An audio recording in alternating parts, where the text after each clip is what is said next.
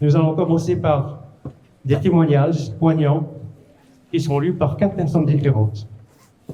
Je demande tout d'abord à M. Jean-Paul de monter sur scène. Merci.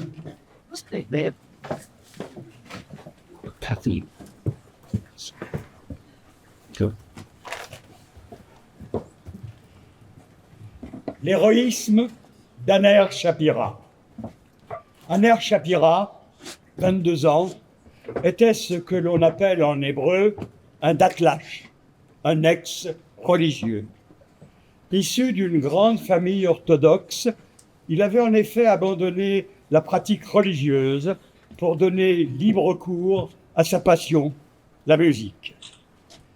Dans la nuit du 6 au 7 octobre, Aner est arrivé au festival Nova, près de Haïm. Il était l'un des chanteurs-compositeurs qui se sont produits durant la rave party. Ses parents, Shira et Moïse Shapira, relatent les dernières heures de sa vie. Aner était sergent dans les commandos d'élite de la brigade du Nahal. Vendredi 6 octobre, il était à la maison, en permission, puisque c'était la fête de Shimchat Torah. Dans la nuit, Aner est parti avec son copain Hersch Goldberg pour participer au festival Nova. Il est arrivé avant que les premiers missiles ne soient tirés.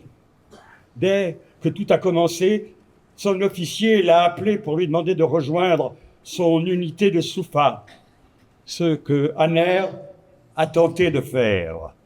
Mais sur la route 232, à quelques centaines de mètres du festival, ils ont été bloqués. Les terroristes tiraient sur les véhicules qui circulaient. Aner et Hersch sont entrés dans un des abris installé près d'un arrêt du bus, où se trouvaient déjà plusieurs jeunes qui s'y étaient réfugiés. Aner leur a dit qu'il avait parlé à Tsahal et qu'ils allaient arriver. On sait également qu'Aner a brisé une bouteille afin de pouvoir s'en servir contre les terroristes s'ils tentaient d'entrer. Ils ont préféré tirer vers l'intérieur et ont lancé une première grenade de l'extérieur. Aner a eu le sang-froid de prendre la grenade et de la renvoyer vers l'extérieur, où elle a explosé. À 7 reprises, la 8e sera fatale à Aner. Elle explosera lorsqu'il la prendra dans ses mains et le tuera sur le coup. L'histoire d'Aner et son acte de bravoure sont connus dans le monde. C'était un homme qui croyait à la bonté des hommes. En Israël, Aner Shapira est depuis le 7 octobre considéré comme un héros national. Les jeunes parents ont donné son prénom à leur nouveau-né à sa mémoire.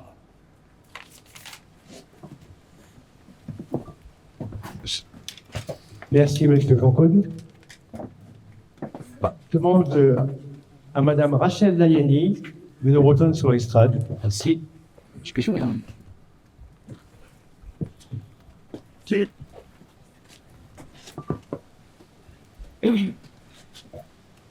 Parmi tous les héros d'Israël, il y a les volontaires de l'association Zaka, une abréviation pour dire Zechut Korbanot Hassan. Ouais.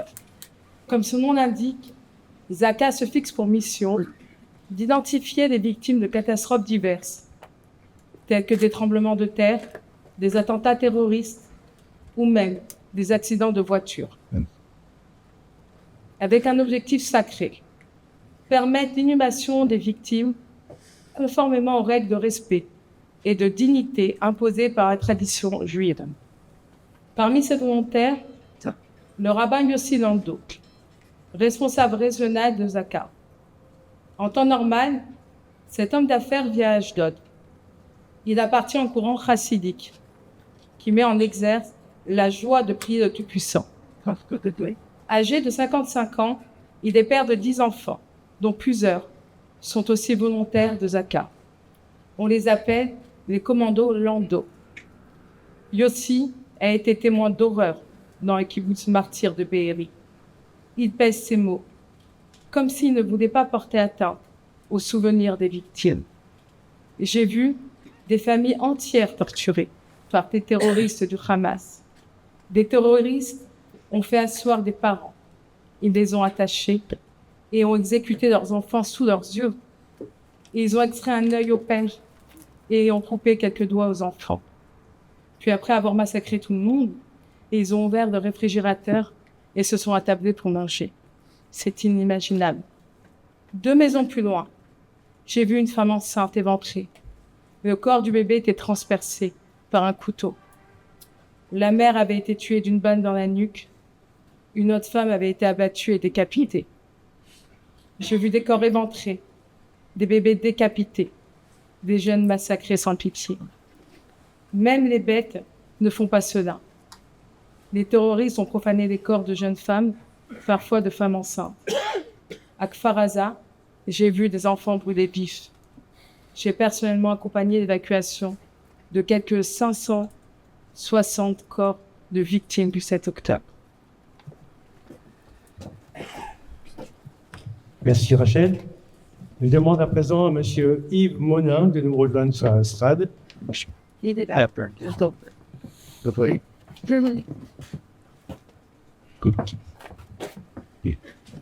Le miracle de la famille Golan. 6h30. Une salve incroyable de roquettes tirées à partir de la bande de Gaza. Nous courons vers la chambre blindée, qui est aussi la chambre de Yaël. Très vite, le courant est coupé.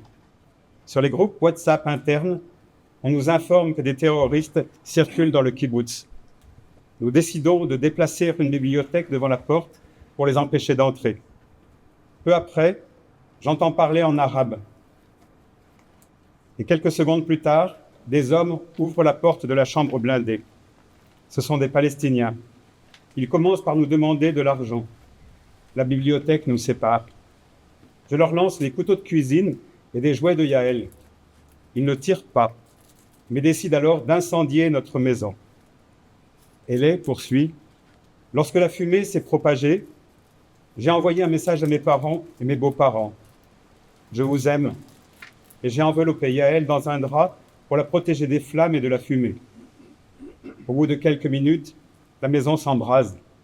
Nous commençons à aspirer trop de fumée et décidons de sortir de la chambre blindée.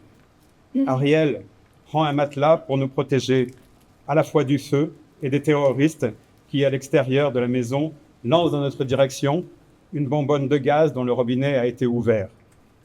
Une puissante flamme jaillit. Elle nous brûle.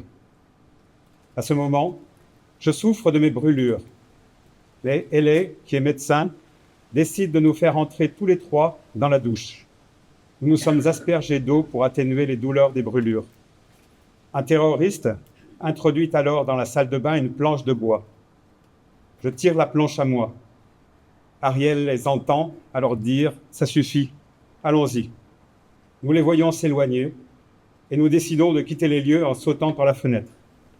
En petite tenue, pieds nus, nous longeons l'arrière des maisons. Nous entendons des tirs dans le kibbutz. Puis nous parvenons à l'auberge de Kfar Aza. Après nous être cachés, nous décidons de vérifier comment soigner nos brûlures. Nous rejoignons l'entrée du kibbutz en passant d'abri en abri. Après avoir parcouru près de 600 mètres, juste après le secrétariat du kibbutz, nous apercevons un groupe de soldats en position de combat. Nous leur signalons notre présence, ils nous rejoignent et nous protègent jusqu'à notre évacuation d'urgence en hélicoptère. Merci, M. Monin. Et enfin, un 4e témoignage lu par Mme Caroline Galancia.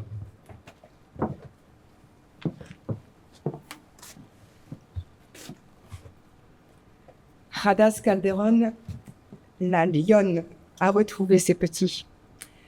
Hadas Calderon, 56 ans, est originaire du kibbutz Nir Oz, où jusqu'au 7 octobre 2023 vivait paisiblement sa mère, Carmela, ses enfants, Sahar, 17 ans, et Erez, 12 ans, ainsi que leur père, Ofer.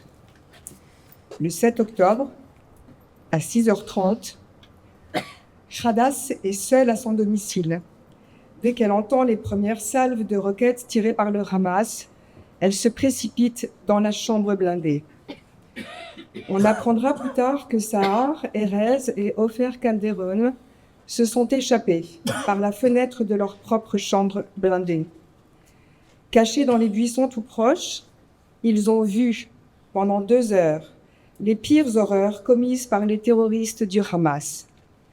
Puis, on reconnaît sur une vidéo Erez emporté sauvagement par les terroristes ainsi que Sahar et leur père qui ont été kidnappés et comptent parmi les 240 otages capturés ce jour.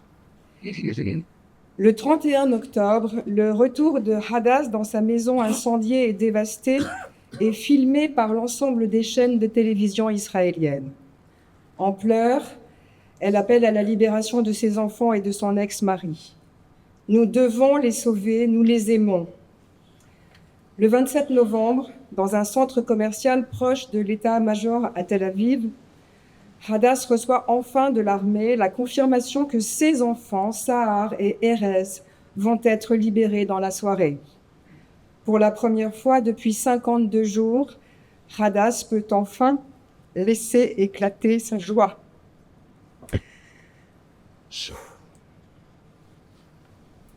Elle demeure relativement discrète sur les circonstances de la capture de ses enfants et de son ex-mari. Nous avons appris qu'ils avaient été kidnappés séparément, de telle sorte qu'ils ne savaient pas qui était en vie et qui ne l'était pas. La première chose qu'ils m'ont dite, lorsque nous nous sommes retrouvés à l'hôpital, c'est « Maman, tu es vivante, nous étions certains que tu n'avais pas survécu ». Hadas insiste sur les conditions de détention difficiles de ses enfants dans les geôles du Hamas. Ils ne dormaient pas et ne mangeaient pas normalement. Ils ont dû supplier pour pouvoir se doucher. En avril 2024, elle est interviewée dans les studios d'I24 News où on lui demande comment s'est passé le retour de ses 2 enfants. Bien entendu, il y a eu la joie de les retrouver. C'est un véritable miracle. Mais ils ont perdu tout sentiment de sécurité. Un rien les effraie. Ils ont le sentiment que des terroristes peuvent les attaquer à nouveau à tout instant.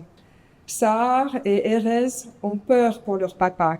Ils rêvent de lui la nuit, ils rêvent qu'il vient les embrasser et se réveillent dans la douloureuse réalité.